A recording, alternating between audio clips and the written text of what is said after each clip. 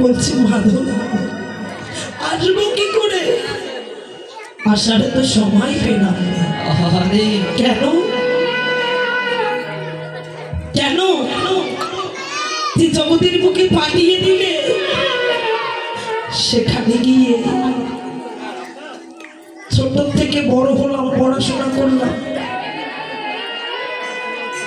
চাকরি বাকরি করলাম, সংসার ধর্ম করলাম, তাই একটু দেরি হলো। ও তাই চাকরি বাকরি করেছিস, তাহলে দে আমাকে কিছু করে দে, নাবিক থাকছে আমাকে কিছু করি দে। কিন্তু করি তো নাই, এ জগতে অনিত্য ধন সঞ্চয় করেছে, নিত্য ধনের খবর করে না। নাবিক আমার দুটি নয়নের জলে কাঁদে আর বলে হরি অন্ধ জীবন, যে অনিত্য ধনের জন্য ছুটে পড়িনি, এই অনিত্য ধন তোদের আর সঙ্গে যাবে না। যেদিন তোমার দেহ থেকে প্রাণ পাখি বিদায় নেবে, সেদিন একমাত্র হরি নাম যাবে।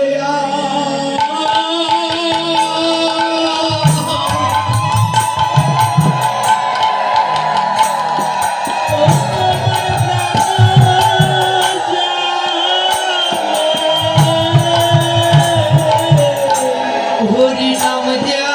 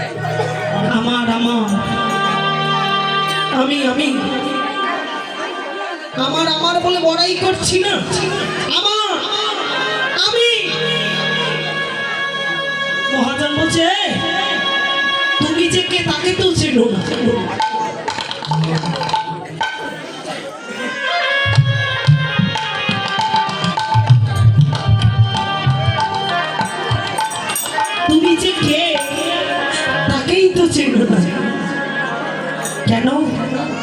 আমার আমার বলে পরিচয় দিচ্ছি। আমি আমি কে রে? টাকা আমার, পয়সা আমার, স্ত্রী আমার, বাড়ি আমার। আমি তুমি কে? তুমি কে? তা তো চিনি না, নিজেই চিনি না, পরিচয় দেই। আস্তে মায়েরা আস্তে, এত কথা বলিয়ে না গো। তুমি কে? পরিচয় দিচ্ছি। আমি কীর্তন করছি না তাই কীর্তনী, আমি কীর্তন গাই তাই আমি কীর্তনী আমার পরিচয়। আমি বৈষ্ণব, আমি বিচারপতি সমাজে। আমি না গেলে বিচার হয় না, তাই আমি বিচারপতি। আমি ব্রাহ্মণ, আমি বৈষ্ণব, আমি নারী, আমি পুরুষ, আমি জ্ঞানী, আমি যোগী ইত্যাদি আমরা পরিচয় দিই। শাস্ত্র বললেন, গীতায় বললেন, যেগুলো পরিচয় দাও এগুলো তোমার একটাও পরিচয় না। কেন? আত্মা বায়ুভূত নিরাশ্রয়, তোমার কেউ নাই। আত্মা বায়ুভূত নিরাশ্রয়, কেউ নাই তোমার। রংহীন, বর্ণহীন, স্পর্শহীন। যেমন জলের কোনো রং আছে মা? যে পাত্রে রাখবে ঠিক তেমন দেখা যায়, কিন্তু আত্মারও কি রং আছে? না, পরিচয় আছে? কিচ্ছু নেই। নারী দেহে এসেছে সেই নারী, পুরুষের দেহে চলে গেলে সে পুরুষ। বায়ুভূত নিরাশ্রয়, কেউ নাই আমার। বাতাসে এসেছি, আবার বাতাসে মিলে যাব। বাতাসে ঘুরতে ঘুরতে ঘুরতে যেদিন প্রকৃতির নিয়ম হবে, প্রকৃতির ধারায় আমি নেমে আসব। খাদ্য শস্যের উপর আমি আশ্রয় নেব। খাদ্য শস্য থেকে আশ্রয় নেব। কেন? কলিজীব অন্নগত প্রাণ, অন্ন না খেলে বাঁচে না। তাহলে অন্নের উপর, আমি খাদ্যের উপর আশ্রয় নিলাম। মানুষ বা যে কোনো প্রাণী এই খাবারগুলো গ্রহণ করলো। পুরুষ হলে শুক্রে, নারী হলে শনিতে রূপ নেবে। শুক্র শনির মহামিলনে আবার একটা জঠরে গিয়ে জন্ম, তাই না? আবার জন্ম হবে না, আমার যে কোনো স্থানে জন্ম হবে। বাংলাদেশে হোক,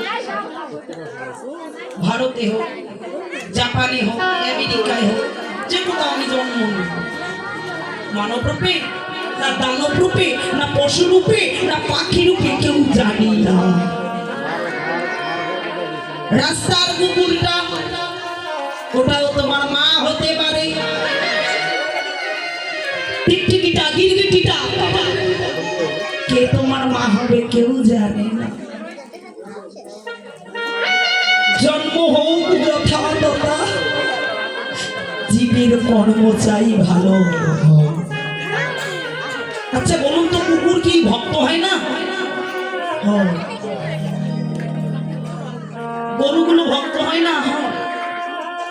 আমাদের ঘরের গরু আর এই বৃন্দাবনের গরুর মধ্যে পার্থক্য আছে। তাহলে গরুও ভক্ত হয়, একটা কুকুরও ভক্ত হয়। জানি না আমি কোন ঘরে গিয়ে জন্ম নেব, কেউ জানে না। প্রভু আবার যদি আমার কোনোদিন জন্ম দাও, জানি না কোন রূপে আমার তুমি জন্ম দেবে। তুমি যে রূপেই জন্ম দাও দুঃখ না। এই জন্মে যেমন কর্ম, কর্ম অনুসারে জন্ম। যে কুলে জন্ম দাও না কেন, আমার কোনো দুঃখ নাই। কিন্তু যে ঘরে আমাকে জন্ম দেবে, সেই ঘরের মা যেন আমার কৃষ্ণ ভক্ত হয়।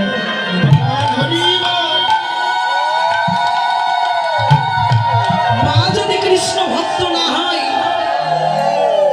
সন্তান কোনোদিন ভক্ত হবে না। মা ভক্ত না হলে কি সন্তান হয়? তাহলে যে কুলে জন্ম দাও, আমার মা যেন কৃষ্ণ ভক্ত হয়। প্রভু মায়ের বদনে কৃষ্ণ নাম লইব, যাইব মুখে জনম যাহিবে সুখে যদু কহে এই বাঞ্ছাও জনমের মুখে কেউ জানে না তাহলে এই সাধের দুর্লভ জন্ম আমার নাও হতে পারে কেননা 84 লক্ষ জনি ভ্রমণ করে মানব জন্ম হয় তার মধ্যে মানব জন্ম 4 বার কে বলতে পারে এটাই তোমার শেষ জন্ম কেউ জানে না তাহলে তুমি সংসার ধর্ম পালন করতে গিয়ে যে মানুষটাকে হারালে যেদিন তোমার দেহের সূর্য ডুবে যাবে জগতে কেউ তোমার পাশে থাকবে না ও মন জিজ্ঞাসা করো সময় যেমন কারো জন্য অপেক্ষা করে না করে মা নদীর স্রোত অপেক্ষা করে নদীতে স্নান করতে গিয়ে একটা বস্ত্র হাতে নিয়ে মনে মনে যদি ভাবে আচ্ছা নদীতে স্রোত স্রোত আমি স্নান করবো কি করে?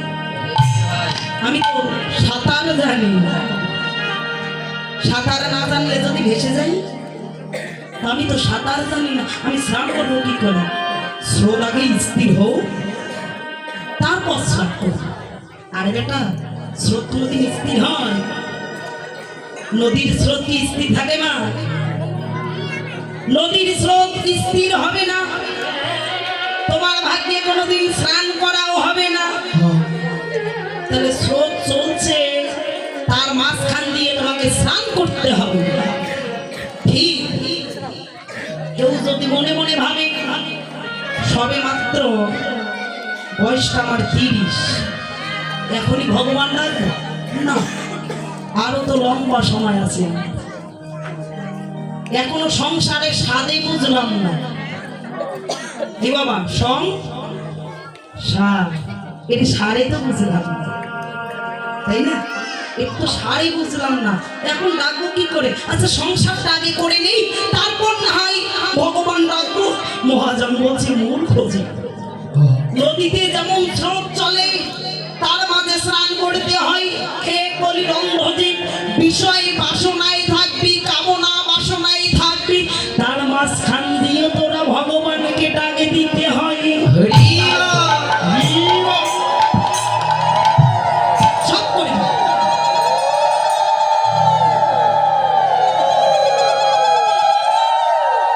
একবারে কলিযুগের জন্য সন্ন্যাস নয় কলিতে সন্ন্যাসে যাওয়ার সময়ই পাবি তাহলে সব করবি চাকরি করবি ব্যবসা করবি সংসার সামলাবি তার মাঝখান দিয়ে ভগবানকে একটুখানি ডাকবি তিনি করুণাময় পতিতে পাবো প্রভু আজ ডাকছে কে কে যাবি রে সূর্যের ভজনে কোন সূর্য এই সূর্য নয় মণি সূর্যের ভজনে প্রভু তাকিয়ে দেখে ঘরে আর কেউ নাই বাম ভোজহি বসনে মুখ ঝাপুই বাম নয়নে ঘন চাই প্রভু দেখলেন বাম নয়নে উকি ঝুঁকি দিচ্ছে আর দেখে কি কি দেখে আসে না কিনারে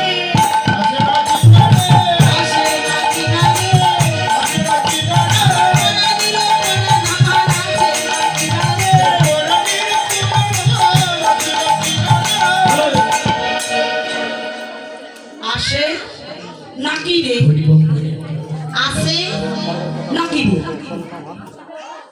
কথা দেখছেন মা কে কে আসতেছে প্রভু বলছে আসে নাকি রে আসে নাকি রে আসে না কিনারে কারা কারা কিনারে এলো আর আসে নাকি রে কে কে আসেনি প্রভু লক্ষ্য করে দেখলেন যাদের গৌরনগত প্রাণ তাদের কি ঘরে বেঁধে রাখা যায় যেমন মাতালদেরকে কি মা বেঁধে রাখা যায় মদ না খাইলে তারা থাকতে পারে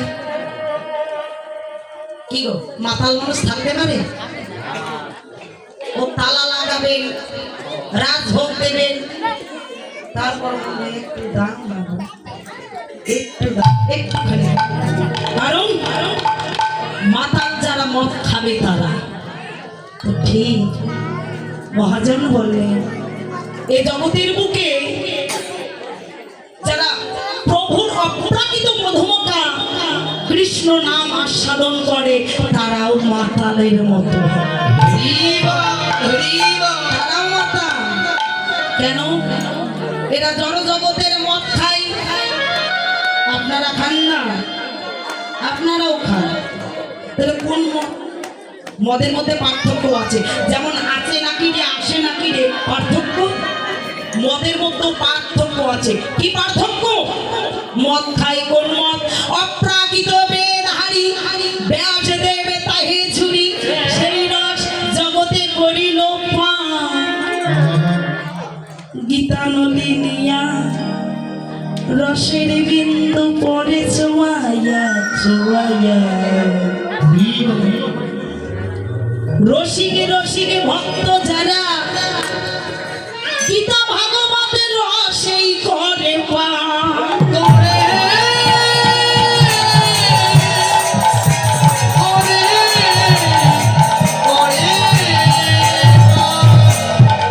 তাহলে হরি নাম অপ্রাকৃত মধুর নাম, এটা মদের যে কোনো অংশে কম নয়, কোনো অংশে কিন্তু কম নয়। মাতাল ব্যক্তিরা মদ না খালি থাকতে পারে না, আর যারা ভাবুক ভক্ত তারা ভক্ত সঙ্গ হরি নাম ছাড়া জগতে ঘরে থাকতে পারে। তাহলে ওই মাতালদের চেয়ে কিন্তু আপনারা বা আমিও কম নই, আমরা কিন্তু কম মাতাল নই। এই কম মাতাল যতই বলো তাল ঠিক, মাতাল বটে কিন্তু তাল ঠিক। কারণ তালে যদি একবার ভঙ্গ হয়, অর্থাৎ আগের দিনে ওমা, এখন স্মার্ট যুগ না, স্মার্ট যুগ। আগের দিনে এই যে বাবারা দেখুন, আগের দিন আপনার মায়েরা দিদিরা কত কষ্ট করতো না, কষ্ট করতো না মা? আচ্ছা, কষ্ট করেই যেত। কিরকম? বর্তমান তো আমাদের খাওয়ার কোনো অভাব আছে? আর যাই হোক, খাওয়ার অভাব না, আগের দিনে খাওয়ার অভাবটাই বেশি ছিল। কেন? ধানগুলো যে বাঁধতো এগুলাতে মেশিনে ছাটাই হতো না, ছাটাই করতো কি ওই ঢেকির মধ্যে। পা ঢেকি ছিল, উনুন ছিল, ওখানে বর্তমান অনেকজনে কিন্তু চিনবেই না। আমরা গ্রামে থাকি, আমরাই চিনি না, আর শহরের মানুষ চিনবে কি করে। উনুন ছিল, সেখানে ঢেকি, তাকে বলা হয় ঢেকি, অর্থাৎ বলে আঞ্চলিকে বলে ঢেকি স্বর্গেও বাড়াবা নেই। কি ঢেকির কোথাও সুখ নাই, স্বর্গেও ধান মানে। তাহলে ঢেকি পাড়া দেয়, কেউ এলে দেয়। পাড়া দেওয়ার আর এলে দেওয়ার একটা তাল থাকতো, তাল আছে না বাবা? ওই তালের ঘরে যদি কেউ বেতাল হয় তাহলে কি হবে? যে এলে দিচ্ছে ও যদি বেতাল হয় মা, হাত কেটে যাবে। তার মানে বেতাল হওয়া যাবে না। এদিকে যেটাই করুক তাল ঠিক।